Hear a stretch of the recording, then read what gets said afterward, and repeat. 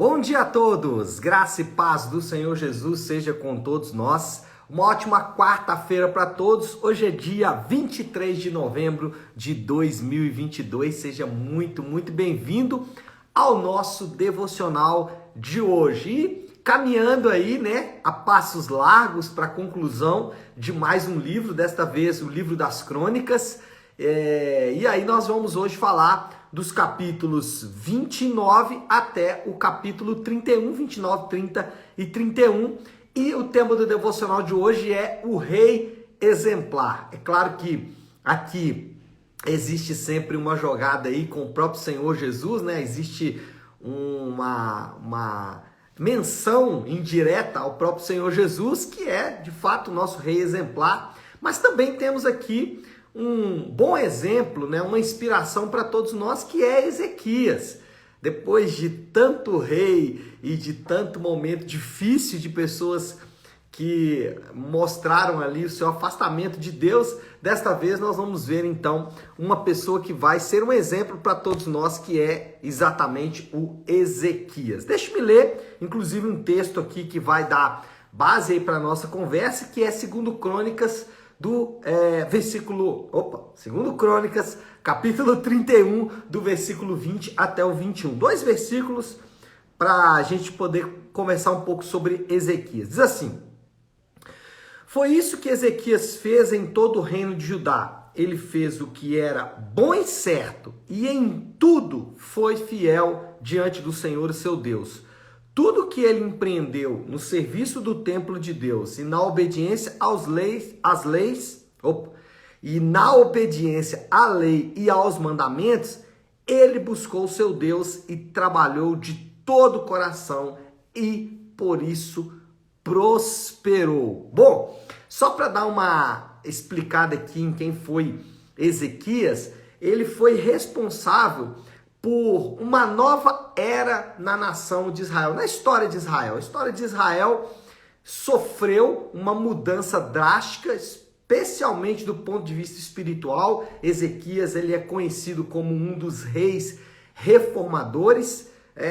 Outro rei reformador é o que vai vir a seguir, que é Josias, que tentou ali ainda trazer alguma esperança de restauração para a nação de Israel. Ezequias é um desses reis. Ele inicia então uma nova etapa aí na história, e ele foi responsável por pelo menos 2 grandes atitudes. Primeiro, ele reunificou a nação. Você lembra que lá depois de Roboão, filho de Salomão, o reino é dividido: reino do norte Israel, reino do sul Judá.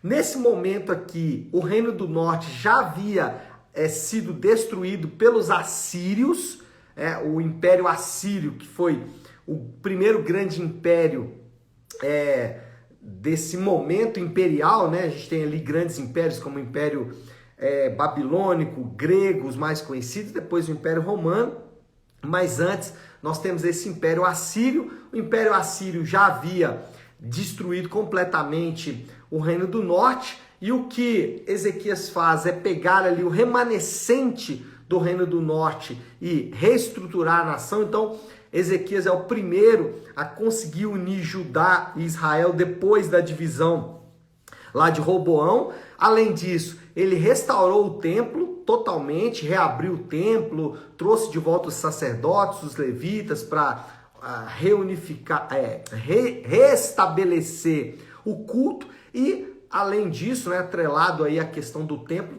está as cerimônias. Dentre elas, nós temos aqui o relato da celebração da Páscoa, depois de muitos e muitos anos sem celebrar a Páscoa.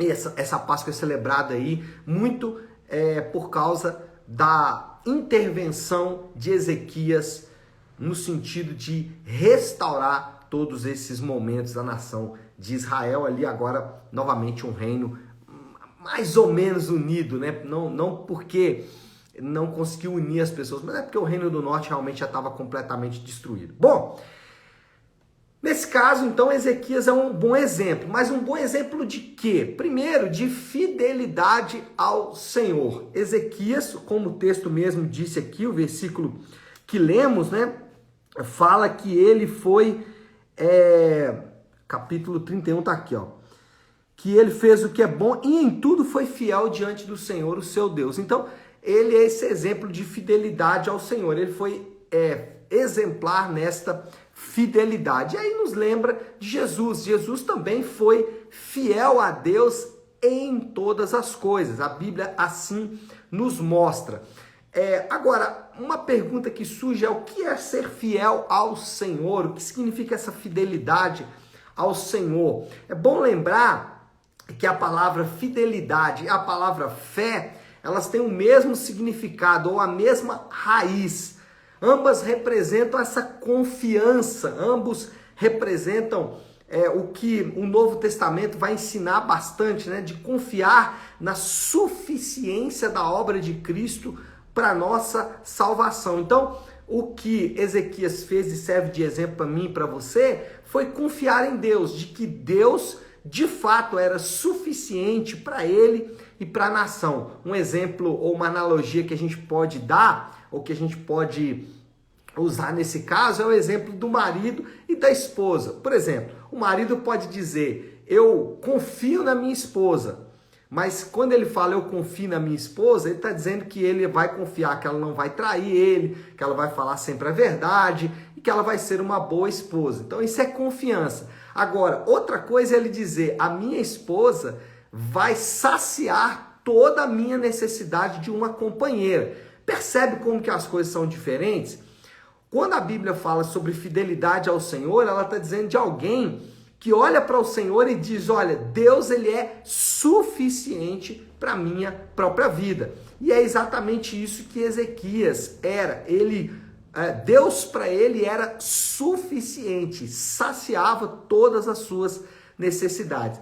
E ao olhar para a nossa própria vida, a gente percebe que às vezes Deus não é suficiente como ele poderia ser. E aqui Ezequias é um exemplo de alguém que olhou para o Senhor e disse: Deus é suficiente, ou seja, eu sou fiel a Deus, ele supre todas as minhas necessidades. Segundo, Ezequias foi exemplo de obediência à palavra de Deus e aos mandamentos de Deus. É interessante como que a Bíblia ela sempre volta nesse assunto da obediência à palavra.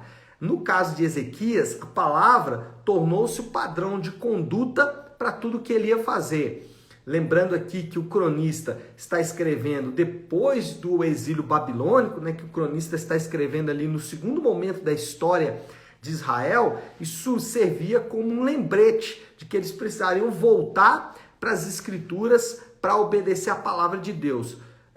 A Bíblia diz que Jesus ele foi obediente em tudo, né? Ele obedeceu ao Senhor em tudo que Deus trouxe para ele, ou tudo que a palavra de Deus direcionava. Jesus nunca pecou, né? Esse é o ponto, né?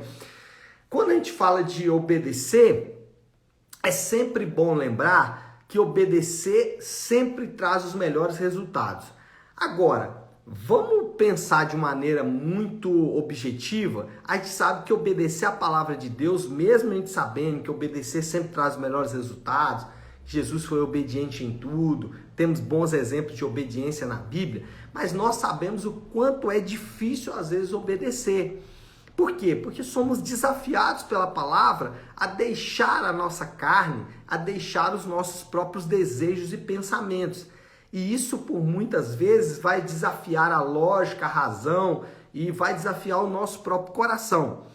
Normalmente, algumas desculpas nós vamos dar, eu vou falar nós, vamos incluir aí, porque eu também faço isso de vez em vez, né? E aqui o desafio é para todos nós. Mas, enfim, as desculpas que nós damos para a desobediência, normalmente vão em alguma dessas direções que eu vou dizer aqui agora. Expressões que nós usamos para não obedecer. Por exemplo, às vezes quando alguém é desafiado a obedecer, a gente tem a tendência a dizer o seguinte: essa é a sua interpretação, essa é a sua maneira de ver, né? E fugimos assim então do desafio do Senhor para buscar mais, para mudar as atitudes na nossa vida, né? Então essa é a sua interpretação, é uma desculpa para a desobediência. Segunda desculpa é uma também bem conhecida, né? Isso era para aquela cultura, ou seja, isso era para aquele tempo, não serve para hoje. Também é uma desculpa para não obedecer. A palavra de Deus, ela é atemporal, ela não foi escrita para um momento só, ela foi escrita para alimentar os crentes em todo o tempo, em qualquer momento da história da humanidade. E terceiro, uma expressão comumente usada aí, e eu estou citando algumas que eu lembrei rapidamente assim, mas essa que também é bem interessante, que a pessoa diz assim,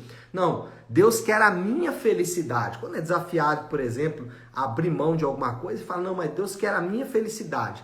Na verdade, quando ele diz Deus quer a minha felicidade, ele não está buscando a opinião de Deus para a felicidade dele de fato. Ele está dizendo o seguinte, eu sei o que é bom para mim, Deus não sabe. Porque se a palavra de Deus diz que eu tenho que fazer algo, aquilo, se eu fizer, vai trazer felicidade para mim de fato. Mas quando eu digo assim, Deus quer a minha felicidade e a minha felicidade é não obedecer a palavra de Deus, então no final não é Deus que quer a minha felicidade, é eu que estou dizendo que eu sei o que é bom para mim. Então essas são algumas das desculpas que nós comumente damos aí para não obedecer a palavra de Deus. E terceiro, então Ezequias foi exemplo de fidelidade, foi exemplo de obediência e foi exemplo de coração disposto. Talvez esse seja o melhor exemplo de Ezequias. Foi o seu coração. Como o seu coração ele se moveu, se dispôs, transformou seus afetos, né? Como o coração dele se direcionou em relação às coisas de Deus, a palavra de Deus ao povo de Deus, e isso é exemplar demais. Nós nos lembramos de Jesus, né? Como Jesus tinha os seus afetos curados, né? Ele não era ressentido com Deus porque tinha uma missão muito difícil a realizar, não, o coração dele era leve.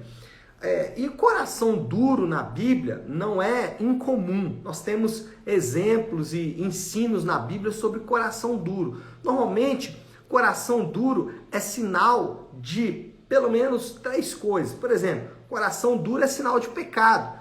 Quando estamos numa prática pecaminosa, o nosso coração fica duro. Nós ficamos ressentidos, amargurados, temos dificuldade de perdoar e outras coisas mais. Por quê? O pecado, às vezes o pecado tem outra área, é um pecado, por exemplo, da maledicência, da murmuração, ou um pecado ligado aos costumes do corpo, um vício, enfim, eu vou citar aqui exemplos porque não faz muito sentido, você sabe do que eu estou falando.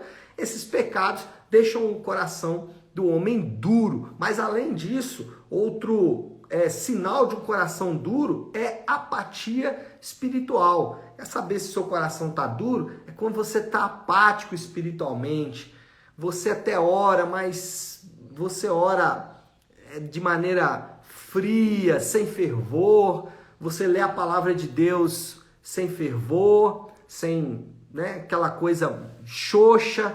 Então isso é sinal de coração duro. E outra sinal de coração duro é a leniência, né? Quando o nosso coração está leniente, aceita qualquer coisa, aceita tudo que vem, aquele coração meio preguiçoso, né? Então, isso é sinal de coração duro. Ezequias tinha um coração disposto. Então, Ezequias torna exemplo para mim e para você.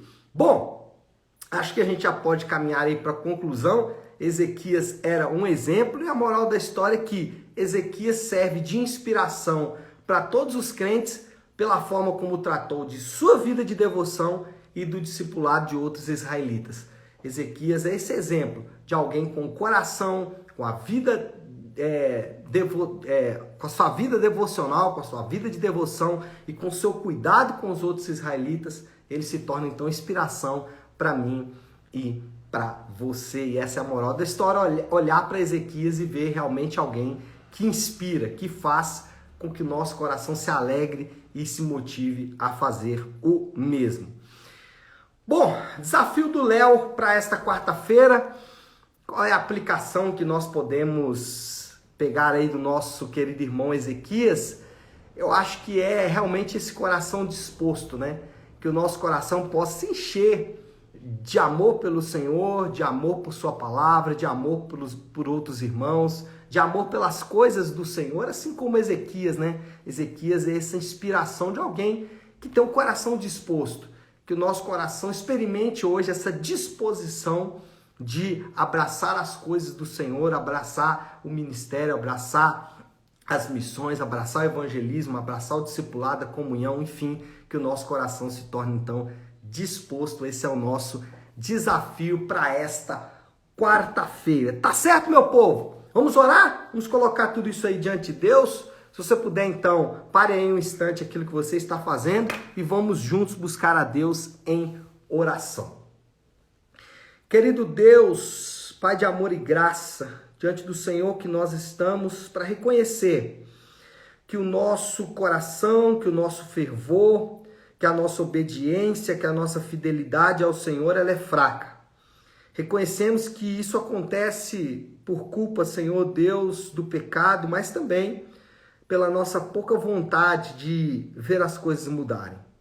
Mas ao ouvir e ler a história de Ezequias, nosso coração se enche de esperança, de alguém que lutou, de alguém que buscou, de alguém que foi fiel ao Senhor, de que obedeceu a tua palavra, confiou no Senhor, colocou a sua esperança no Senhor.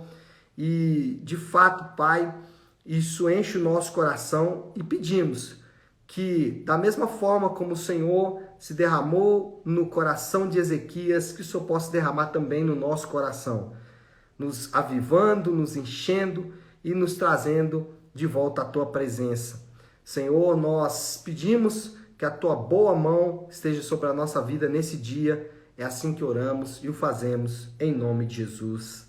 Amém. Amém, meu povo? Bom, então é isso. Nós vamos ficando por aqui. Que Deus te abençoe. Uma ótima, uma excelente quarta-feira. Fiquem com Deus.